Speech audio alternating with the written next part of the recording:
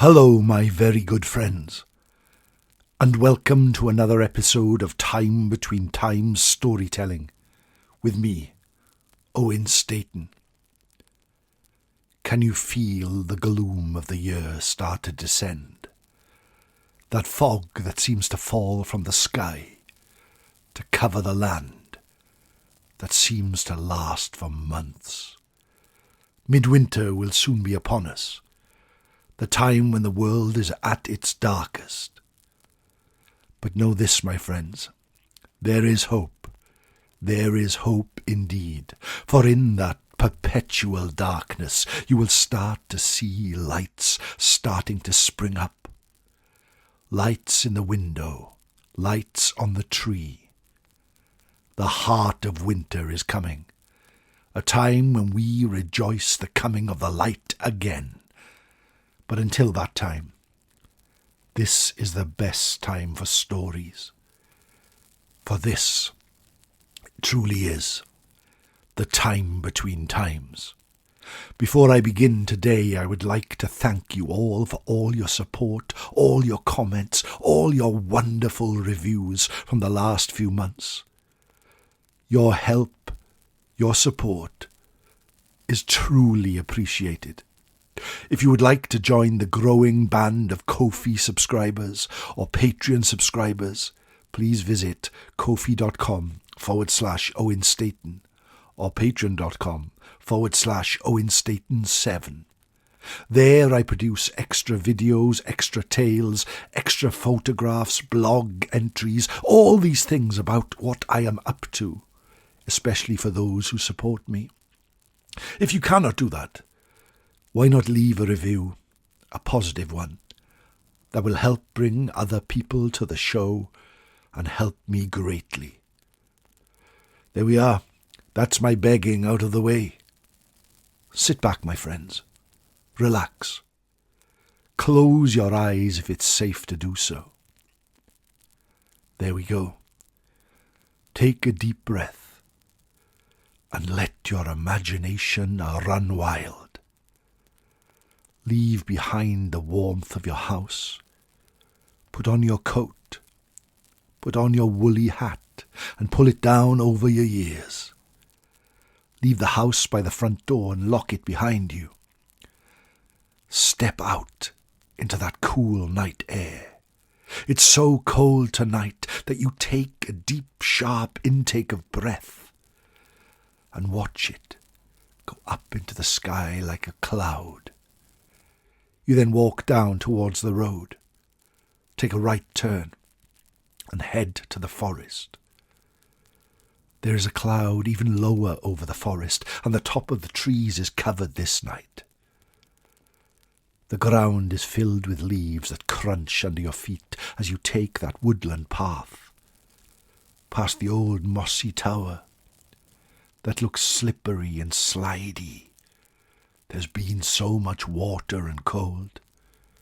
There is the babbling brook. You daren't put your foot in it, for it would be freezing. Then you step out on the other side and see the clearing. You walk up towards it, your feet sliding slightly on the leaves. And then you see your friends gathered round the fire pit, all sitting there, all chatting, all drinking warm drinks, eating hot dogs or good food, and waiting for a tale traditionally told. You see, now is the time between times, the time when it's neither night nor day, but the sun has gone and the sky is grey. The time when the veil between our world and the fairy world grows wafer thin. So thin that for a moment, or just a few moments, we can reach into their realm, and for a few moments they can reach into ours. The other world is close.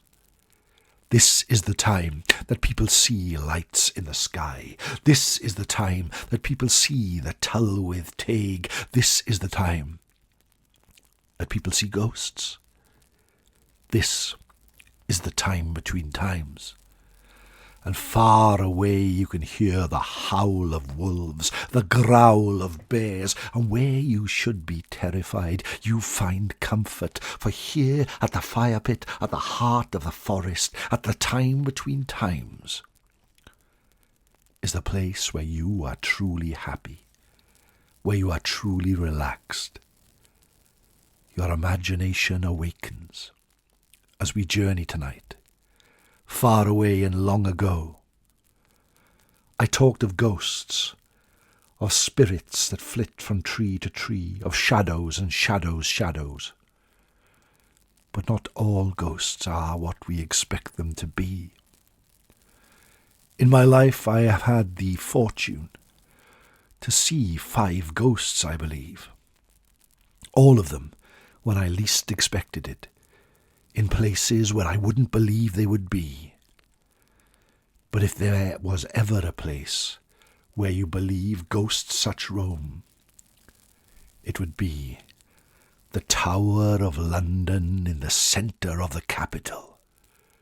There it is, a great bastion stretching high into the sky above all the other buildings. It has been there for 1,000 years almost, since William the Conqueror came to these lands and fought the Battle of Hastings.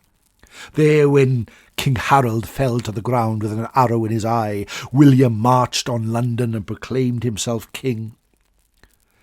One of his first acts was to build a tower, a castle, a palace, a place that was impregnable.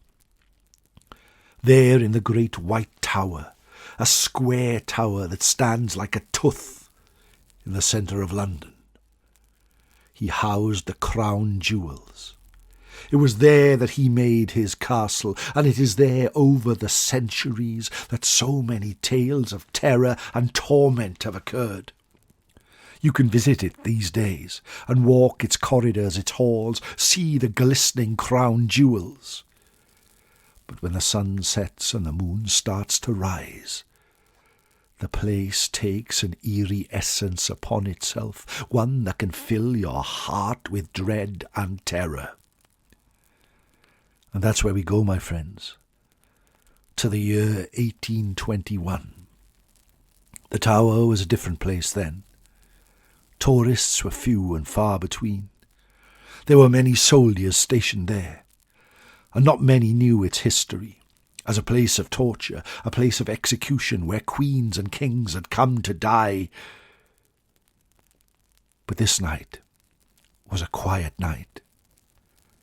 Beefeaters marched around, making sure no one was trying to clamber over the walls, for even in those times the crown jewels were a draw for a particular type of thief, and tasked with guarding them was the keeper of the crown jewels, a man called Michael Fields, and in this year, 1821, he walked around the cabinets in the Martin's Tower, in the Tower of London, made sure they were all locked. He carried with him a cloth which polished the glass, and he looked at the shiny jewels on the other side. He had been in the service of the Majesties for many years, and on this night he felt tired, and although his home was only a stone's throw away in the walls of the tower, he could not wait to get there. As he passed one of the barred windows, he could see the moon rising outside, and knew it would be a chill November night. Once again he polished the glass, made sure the cases were locked, and started to head towards one of the great wooden doors that barred the entrance into these chambers that housed the treasure of a nation. But then it happened. Something out of the corner of his eye caught his glance, and he stared around. And there under the window in which he glimpsed the moon only moments ago, a dark mist started to form in the corner. First on the ground it looked like a puddle, but a strange puddle that started to rise and create a form until it was bigger than a man. Fields stepped back, his heart beating in his chest. He felt like it would burst out. And he looked with horror as the mist made a huge form and seemed to swirl and circle round the chamber. He backed near the great oak door, ready to open it, and next to it was a wooden chair placed there for a sentry to sit on while viewers looked at the jewels. He picked up the wooden chair and threw it at the shape. And to his horror, it passed right through the shadow and smashed on the wall behind it into several splinters that fell to the ground. Fields stood back as the shape grew closer and closer as it made its way across the room, blocking out the crowns and the sceptres as it made its way there, and Fields put his hands over his head as it passed right through him, causing a chill through the entirety of his body. And they went out the wooden door and down the stairs, silently. At the bottom of those stone stairs stood Sergeant Stephen Sims, a yeoman of the guard, a veteran soldier, a veteran of the Peninsular War and the great Battle of Waterloo. Scant few years before that, he had been there, seen it all, done it all, and had the medals upon his chest to prove it. He heard the clang of the chair upstairs and turned round to face the door behind him.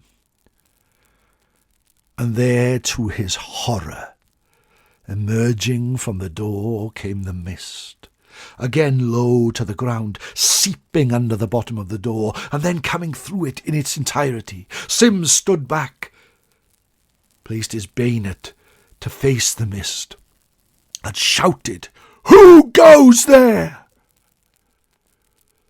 The mist started to form in front of him again, larger than a man, until it took on the shape and aspect of a great brown bear. Now Sims knew there were bears living in the tower. There the zoo, the menagerie, had been there for hundreds of years, and on a night like tonight you could often listen and hear them growling, the wolves howling, the lions roaring. But on this night of all nights, it was silent. The great spectral bear stepped forward, and Sims, summoning all his courage, stepped forward and stabbed at it with his bayonet, which went right through the body and embedded itself with a clang in the wooden door behind him. Sims dropped the bayonet as the mist sailed through him, causing his blood to chill. And then the great bear gave a great roar and turned to face the terrified solitary sentry.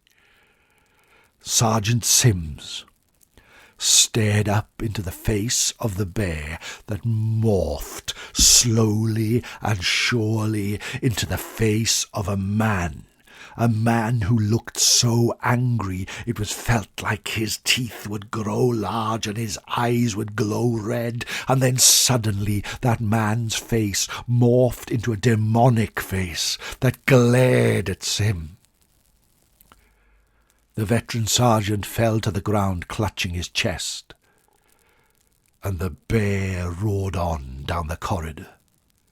The door behind Sim suddenly burst open, and Fields made his way down and held the fallen, stricken sergeant in his arms. The mist passed through the door at the end of the corridor and vanished into the night. Fields held Sims in his arms until the dawn broke the following morning and the sun started to rise. The sergeant, through gasps, told Sims what he had seen, and they shared their story there on the stone ground in the tower. But as soon as Fields got the courage to move, he noticed that the sergeant had perished in his arms, died from fright at his post in the Martin's Tower at the Tower of London in November 1821, at the time between times, scared to death by the sight of a ghost bear. This bear has become the stuff of legend, and many people claim to have seen it or caught a glimpse of its aspect as it walks the corridors and cold, cold places of the Tower of London. It is said that it is a death omen, for to look upon it means tragedy, and death will soon come upon thee, just like Sergeant Sims on that night 200 years ago. But it's a story worth telling indeed. It's a tale for us all to hear at these dark times where terrifying tales are the norm. For even though Calan Gaeaf Halloween has passed, this is still a time for ghost stories. The dark of the year brings the spirits of the past to us like never before, and although I, for one, never wish you to see the ghost bear of the Tower of London, its tale can bring us happiness and joy on a dark night, where stories that make the spine shiver are truly welcome. And that, my friends, is the tale of the ghost bear of the Tower of London. I hope you've enjoyed it. I can remember as a young child hearing that story and it causing my back to shake, such was the terror. But it's one that's fascinated me for many years, and on this night of all night, as we gather at the fire pit at the heart of the forest, at the time between times, I choose to tell it to you. Thank you ever so much for listening. Diolch yn fawr am gwrando. As I said at the start, you can support me at ko-fi.com/Owen Staton or at patreon.com/Owen Staton 7. Follow me on Twitter at Owen S. Griffiths, and there on a Sunday night at 9 p.m. I will usually do a live Twitter tale for us all to get together and end the week. But in the meantime, my friends, take care of yourselves.